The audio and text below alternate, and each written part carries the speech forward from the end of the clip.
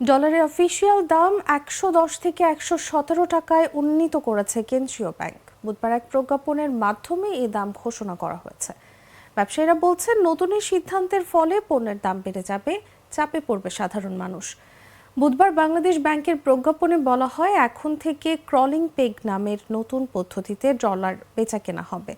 এ পদ্ধতিতে ডলারের রেট নির্ধারণ করা হয়েছে ১১৭ টাকা, কিন্তু গত বছরের সেপ্টেম্বর থেকে ডলারের দাম ছিল ১১০ টাকা, যা ছিল অ্যাসোসিয়েশন অফ ব্যাংকার বাংলাদেশ এবং বাফেদা নির্ধারিত।